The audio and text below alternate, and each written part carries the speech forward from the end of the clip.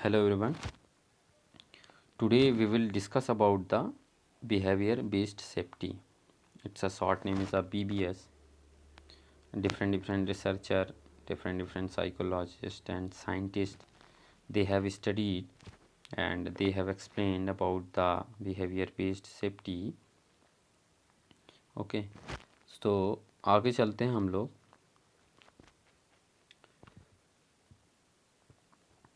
देखो, behavior based safety BBS, this is a psychological approach to improve human behavior for the purpose of reducing accident.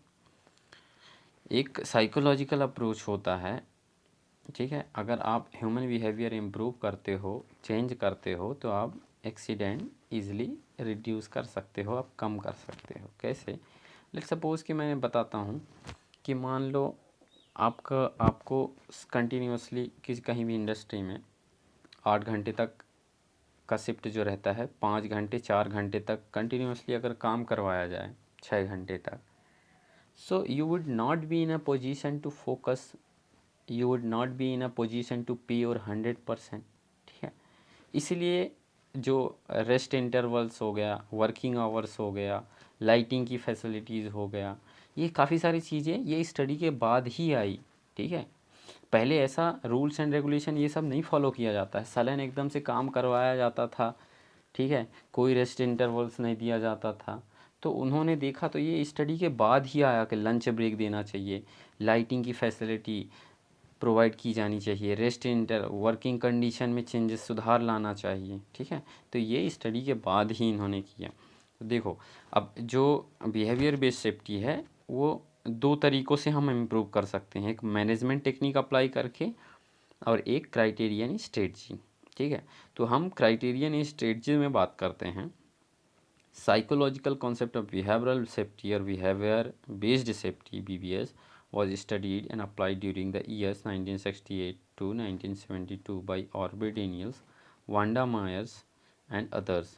The research, इन्होंने जो orbit Daniels हो गया, ठीक है, Wanda Myers and others, काफ़ी सारे जो साइंटिस्ट थे, उन्होंने रिसर्च किया, स्टडी किया कि 1968 से 1972 तक में, ठीक है, उसके बाद इन्होंने क्या किया, the research continued and study during last 15 years. उसके बाद उस रिसर्च को उन्होंने कंटिन्यू रखा और उसके बाद उन्होंने देखा कि showed a good result that by observing and changing behavior of the worker, motivation, accident can be reduced significantly. उन्होंने देखा, उन्होंने पाया कि अगर आप बिहेवियर चेंज करते हो किसी भी वर्कर का, तो वो इफ़ेक्टिवली अच्छे से प्रॉपर काम करता है और ईज़िली आप एक्सीडेंट भी रिमूव कर सकते हो. ठीक है.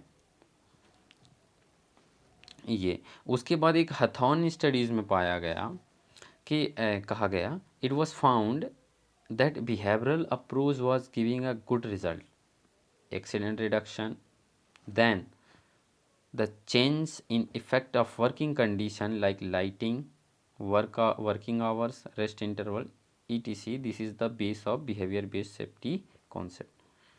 हथॉन स्टडीज़ में कहा गया कि जो बिहेवियरल अप्रोच है वो काफ़ी अच्छा रिजल्ट दे रहा है. एक्सीडेंट रिडक्शन तो हो ही रहा है, साथ ही अगर आप वर्किंग कंडीशन में कुछ चेंजेस लाते हैं, जैसे लाइटिंग की फैसिलिटी, लाइटिंग से भी काफ़ी ज़्यादा एक्सीडेंट होते हैं, क्योंकि अगर प्रॉपर लेट सपोज अगर किसी इंडस्ट्री में प्रॉपर लाइट नहीं है तो वहाँ एक्सीडेंट होने के चांसेस रहेंगे. ठीक है. क्योंकि आप इतना you would not be in a position to pay your focus toward the machine particular, because you are not able to look that machine. ठीक है. आप वर्किंग आवर्स में चेंजेस करने के बाद, जैसे मान लो वर्किंग आवर्स जैसे 8 घंटे का लाया गया, 8 घंटे में भी जैसे कि पार्ट टाइम मतलब कि उसमें रेस्ट इंटरवल्स दिया गया. ठीक है. तो ये सारी चीज़ें आप जैसे जैसे मतलब कि इन्होंने जब स्टडी किया, इस स्टडी के दौरान ही ये सारी चीज़ें लाया गया. ठीक है. 8 घंटे, उसके बाद रेस्ट इंटरवल, लंच ब्रेक कब प्रोवाइड किया जाना चाहिए. ठीक है. तो ये this is the base of safety concept, से behaviour based safety concept. Okay. अब देखो, behaviour based safety approach, safe behaviour are targeted, decided and explain to the worker. अब जो सेफ बिहेवियर होता है वो क्या किया जाता है, टारगेट किया जाता है, डिसाइड किया जाता है और एक्सप्लेन किया जाता है वर्करों पे। लेट सपोज किसी भी इंडस्ट्री में 10 वर्कर थे, 100 वर्कर हैं, उनमें से 10 वर्कर पे हम क्या किया, ठीक है, 10 वर्करों को लिया, ठीक है, उनको टारगेट किया, डिसाइड किया, एक्सप्लेन किया। अब उसके बाद performance of these behaviour are observe, it is also called the performance management. अब उसके बाद क्या किया हमने, अब उन पे वो तो किया, उनको टारगेट किया, उसके बाद हमें ऑब्ज़र्व करते रहना है, और उस ऑब्जर्वेशन को, इसको हम परफॉर्मेंस मैनेजमेंट के नाम से भी जानते हैं। उसके बाद हम फीडबैक लेने का काम करते हैं, जैसे कोई भी चीज़ें हमें इम्प्रूव करना होता है तो हम क्या करते हैं, फीडबैक लेते हैं। उसके बाद क्या करते हैं, देखो, तो feedback is obtain and reduction in accident rate is measure. उसके बाद एक्सीडेंट रेट मेज़र किया जाता है कि बिफोर लास्ट ईयर में कितना एक्सीडेंट रेट था और उसके बाद कितना एक्सीडेंट रेट रहा। ये जैसे फ्रीक्वेंसी रेट इंडस्ट्री में पता होगा आपको, frequency rate, severity rate, incident rate, accident rate measure किया जाता है कि हर साल का रेट हमें पता चले कि बढ़ रहा है या घट रहा है, ठीक है ये। अब उसके बाद क्या होता है, sometimes a design team is formed by selecting shop floor worker including representative of supervision and safety department. This team decide following step. कभी कभी क्या होता है, जो डिज़ाइन टीम होती है वो तैयार करती है, मान लो इंडस्ट्री में किसी भी एक फ्लोर का वर्कर ले लिया, जैसे एक फ्लोर में जितने भी वर्कर हैं, ठीक है, अब वहाँ मशीन होंगे, मशीन काफ़ी सारी चीज़ें होंगी, तो अब सुपरविज़न का काम कौन करता है, तो सुपरवाइज़र करता है, कोई भी रिप्रेजेंटेटिव होता है, या फिर सेफ्टी ऑफिसर का काम रहता है, ठीक है, जो निगरानी करना होता है। जैसे सेफ्टी ऑफिसर की क्या ड्यूटी रहती है, वर्कर को देखना, एक तरीके से वर्कर की सेफ्टी उसकी ड्यूटी है, सिंपल सी बात उसकी है, ठीक है।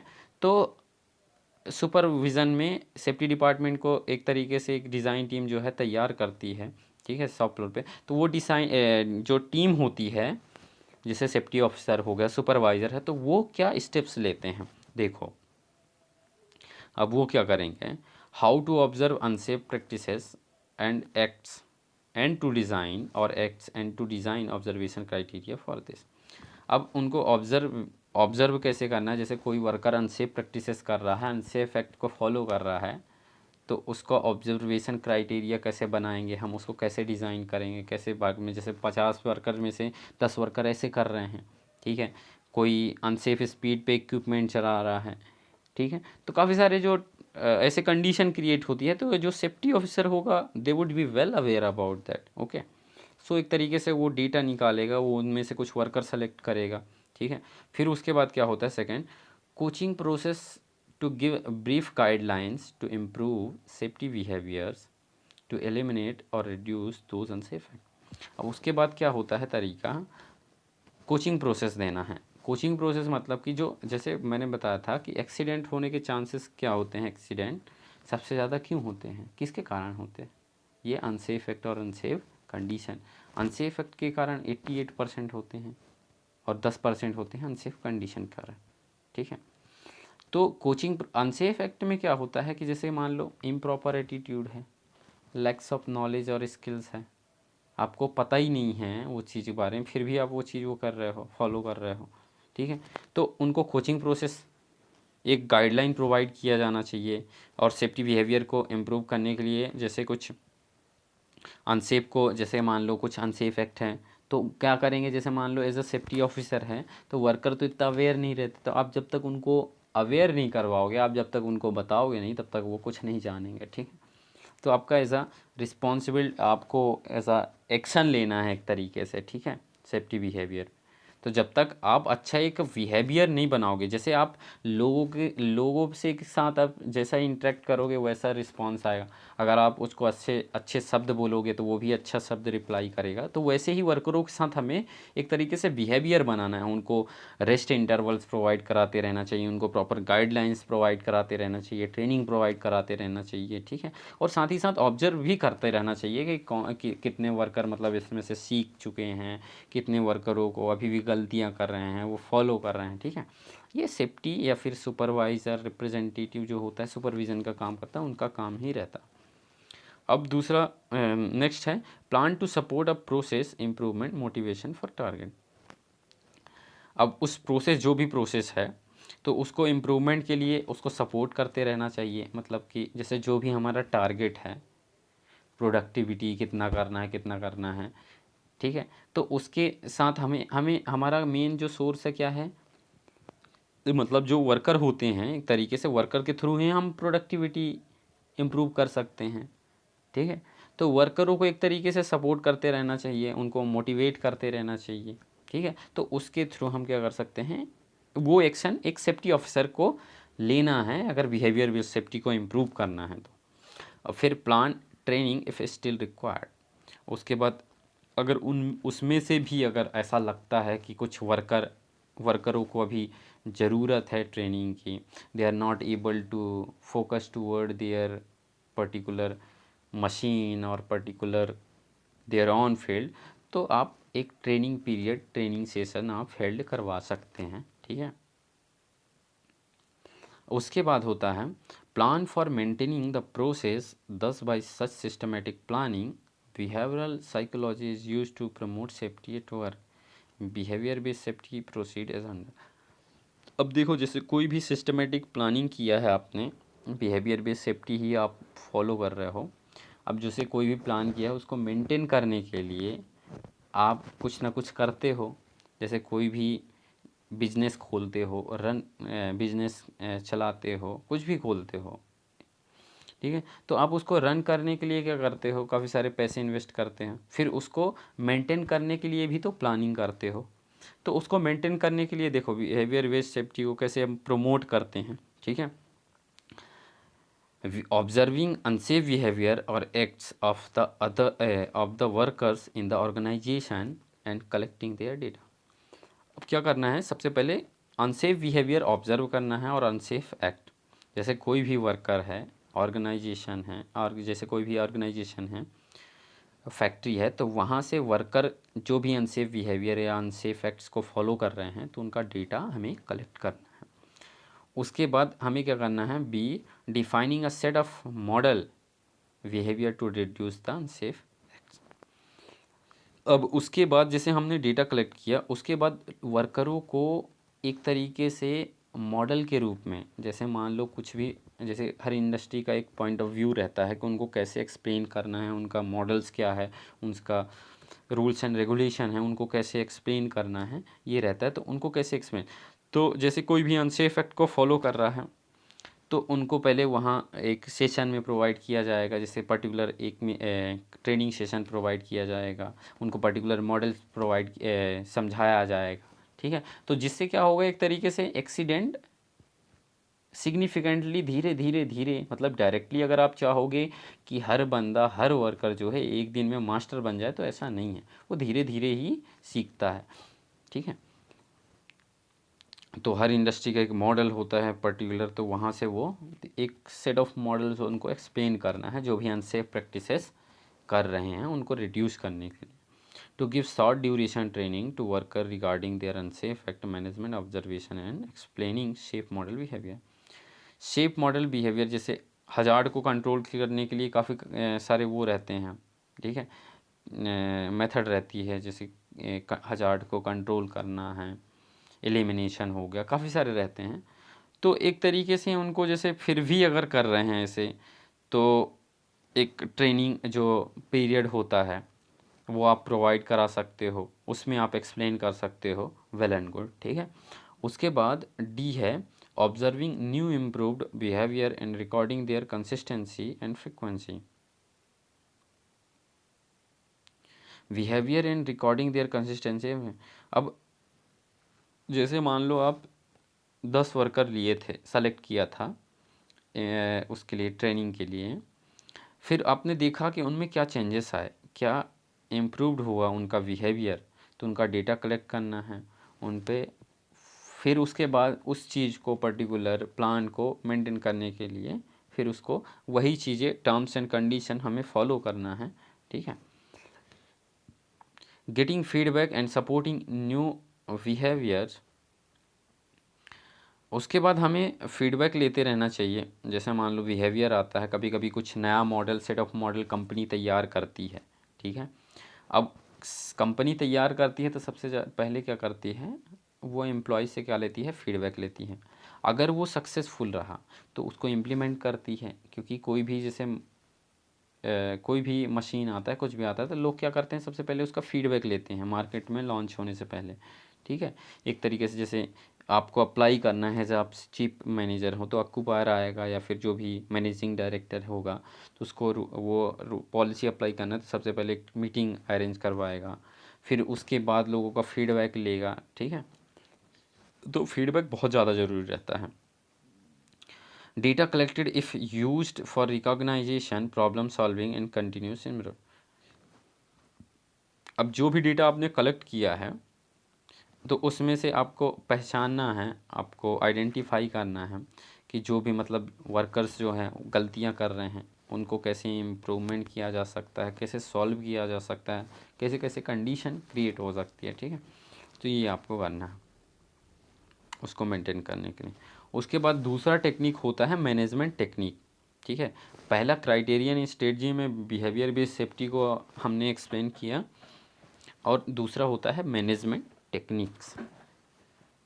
मैनेजमेंट टेक्निक में क्या करते हैं, implementing above behaviour based safety concept include following techniques: design team of selected worker to record observation, develop support material and provide training. Design team क्या करेगी, जैसे कोई सेलेक्टेड वर्कर हैं, तो उनका जैसे मैंने लास्ट टाइम बताया था कि जैसे मान लो 100 वर्कर हैं, उसमें से 20 वर्कर उन्होंने सेलेक्ट किया, तो उनको ऑब्जर्वेशन पे रखा, फिर उन पे क्या करेगा, उनको ट्रेनिंग प्रोवाइड करेगा, सपोर्ट करेगा, मटेरियल्स प्रोवाइड करेगा। ठीक है, डेटा रिकॉर्ड करेगा, उनका काफ़ी सारी चीज़ें करेगा। ठीक है, तो ये एक तरीके से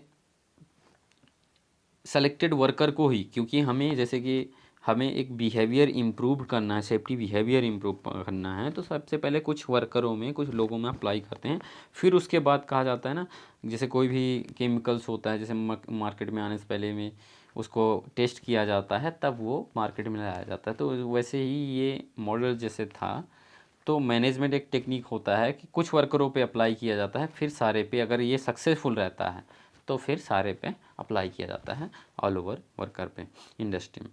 आइडेंटिफाई एलिमेंट्स और targets and decide step to focus on each of them. अब एलिमेंट्स जो भी हैं या टारगेट हैं आपने अचीव करने के लिए, ठीक है, जो भी स्टेप्स लिए हैं, तो उस पर फोकस करते रहना चाहिए। ठीक है, organize a full day meeting instead of a 1 or 2 hours meeting to plan the process after full discussion। हमें फुल डे मीटिंग ऑर्गेनाइज करवाते रहना चाहिए। जैसे क्या होता है इंडस्ट्रियों में, जैसे मान लो कभी कभी जल्दी जल्दी, मतलब कि अभी एक दिन डेली या फिर कह सकते हैं अल्टरनेट डेज डेली बुला लिया जाता है इंडस्ट्रियों में कि 1 घंटे की मीटिंग है, 2 घंटे की मीटिंग है। तो ऐसी जैसी कंडीशन कोई क्रिएट होती है, तो एक फुल डे मीटिंग का सेशन रखा जाना चाहिए, उससे काफ़ी ज़्यादा इफ़ेक्ट पड़ता है। ठीक है, एम्प्लॉयज़ पे भी एक तरीके से निगेटिव इम्पेक्ट पड़ता है अगर आप डेली बार बार उसको मीटिंग अरेंज करवाते हो। ठीक है, तो डिज़ाइन टीम सेकंड है, नेक्स्ट है design team, design on steps instead of copying the same from other companies. जैसे हमने कुछ रूल्स एंड रेगुलेशन तैयार किए हैं, मॉडल्स तैयार किए हैं, ठीक है, तो हमें खुद ही इम्प्लीमेंट करने के लिए हमें जैसे जैसे हम कंपनी खोल रहे हैं तो काफ़ी सारे एम्प्लॉयज़ हम रिक्रूट करेंगे, तो हम एक रूल्स एंड रेगुलेशन बनाएंगे, पॉलिसी बनाएंगे। तो ठीक है, तो उस सिचुएशन में ये नहीं कि हमें क्या करना है, जैसे कोई दूसरी कंपनी है तो हमने उसका कॉपी करके हम अपने इंडस्ट्री में उसको अप्लाई करना चाहते हैं, ऐसा नहीं करना चाहिए। ठीक है, आपका खुद का सेल्फ एक तरीके से कॉन्सेप्ट होना चाहिए। ठीक है, अपने तरीके से लोगों को इम्प्रूव करना चाहिए। Do not waste time to complete training of all the workers, start implementation after training some 20% worker and continue training for others. Thus the time cycle will be begin soon to observe the result. अब क्या हम क्या करते हैं कि जो training जब provide कराते हैं तो सारे वर्कर जैसे रहते हैं ना, तो उन पे हमें फालतू के समय जो है वेस्ट नहीं करते रहना चाहिए। उनमें से जैसे मान लो कुछ लोगों पे, जैसे मैंने बताया था 10-20 वर्कर उन्होंने सेलेक्ट किया, तो उसमें इम्प्लीमेंटेशन करते रहना चाहिए। उससे क्या होगा, और जो भी जैसे मान लो नए वर्कर आए, जैसे अभी दिस जनवरी में मान लो काफ़ी सारे वर्कर रिक्रूट हुए, 50 वर्कर जस्ट 2 मंथ बाद फिर आ गए। तो क्या होता है कि अभी उनको ट्रेनिंग सेशन प्रोवाइड किया गया था, फिर उसके बाद आपने ट्रेनिंग सेशन प्रोवाइड किया गया। तो इस तरह के जो ट्रेनिंग अननेसेसरी रहते हैं उसको अवॉइड कराना चाहिए और इम्प्लीमेंटेशन करते रहना चाहिए, जिससे और ऑब्जर्वेशन पे रखना चाहिए जो भी वर्कर हैं, ठीक है। Avoid unnecessary training of team members, those who are already train need not require. जैसे कि मैंने अभी बताया कि जो अननेसेसरी ट्रेनिंग होती है, मैंने बताया कि बार बार आप ट्रेनिंग प्रोवाइड करा रहे हो, ठीक है, तो इस टाइप की ट्रेनिंग जो है वो नहीं प्रोवाइड किया जाना चाहिए। और जो ऑलरेडी मतलब कि ट्रेंड हैं, तो ऐसे कंडीशन मतलब इससे क्या होता है, एक तरीके से बैड इम्पैक्ट पड़ता है, जिससे बिहेवियर बेस्ड सेफ्टी, अब कोई भी वर्कर आएगा, if he is well aware about the particular things, और आपको ज़बरदस्ती आप उस चीज़ को प्रोवाइड कराओगे, so he would not be in a position to focus toward the training. Even ना तो आप वो ढंग से काम कर पाएगा, ना तो वो ट्रेनिंग पे फोकस कर पाएगा, ठीक है। तो ये सारे टेक्निक्स थे, एक मैनेजमेंट टेक्निक्स होता है बिहेवियर बेस्ड सेफ्टी को इम्प्रूव करने का, और एक क्राइटेरियन स्ट्रेटजी के थ्रू हम इम्प्रूव कर सकते हैं बिहेवियर। सिंपल सा मैं एक वो बताता हूँ आपको। जैसे बिहेवियर बेस्ड सेफ्टी का मतलब ये होता है कि जैसे आप लोगों के साथ बिहेव करते हो वैसा आपको रिस्पॉन्स मिलता है। जैसे अगर आप उसको कुछ अच्छे शब्द बोलोगे तो वो भी आपको कुछ अच्छे से बात करेगा, आपको अच्छे शब्द बोलेगा। अगर आप उसको एब्यूज़ करोगे, आप उसको ढंग से बात नहीं करोगे, तो क्या करेगा वो, रिएक्ट करेगा, उसका भी वही रिएक्शन होगा। जो आपका एक्शन होगा वही उसका रिएक्शन होगा।